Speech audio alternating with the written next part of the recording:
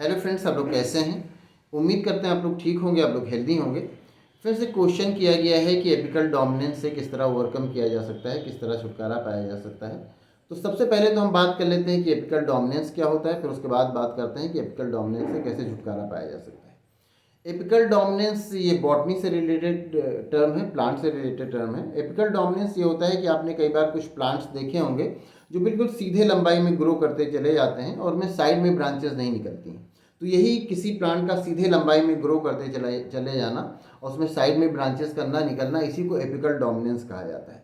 अब इसमें क्या होता है कि जो एपिकल बड होती है, जो ऊपर की तरफ होती है, एपिक्स पे होती है, वो उसमें ग्रोथ बहुत तेज़ी से हुआ करता है और वो होता है ऑक्सिन हार्मोन की वजह से।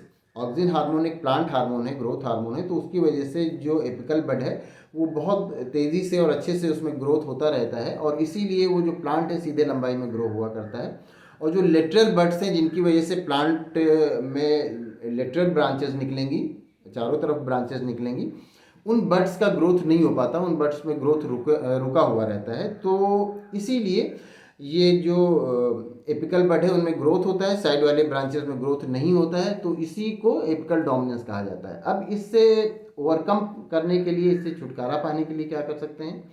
इससे छुटकारा पाने के लिए ये कर सकते हैं कि ऊपर जो एपिकल बड है वहाँ से अगर कट लगा दिया जाए, उसको कट कर दिया जाए, क्योंकि वहाँ पर ऑक्सिन हार्मोन पाया जा रहा है तो बहुत तेज़ी से ग्रो हो रहा है। जब आप कट कर देंगे तो वहाँ पर ऑक्सिजन हार्मोन नहीं रह जाएगा, उसका असर ख़त्म हो जाएगा। जब उसका असर ख़त्म हो जाएगा तो ये जो लेटरल बड्स हैं जिनसे कि ये लेटरल ब्रांचेस निकलनी है, साइड में ब्रांचेस निकलनी है, ये एक्टिवेट हो जाएंगी और तब इनसे क्या होगा कि साइड में भी ब्रांचेस निकलने लगेंगे और तो तब वो प्लांट सिर्फ लंबाई में नहीं बल्कि चारों तरफ चौड़ाई में भी वो प्लांट बढ़ने लगेगा, वो जो लेटरल ब्रांचेस है वो भी निकलने लगेंगे।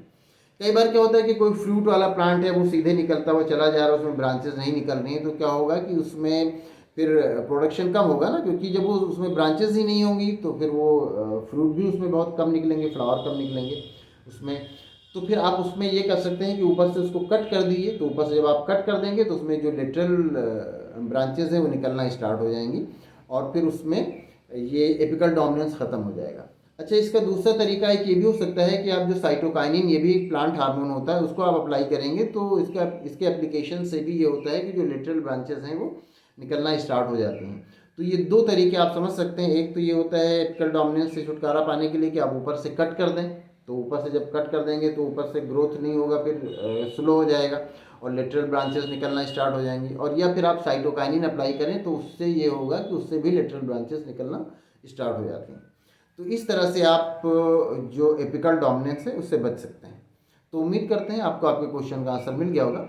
अगर इसमें किसी तरह का कोई कन्फ्यूज़न है, कोई और क्वेश्चन है तो आप पूछ सकते हैं। Thank you.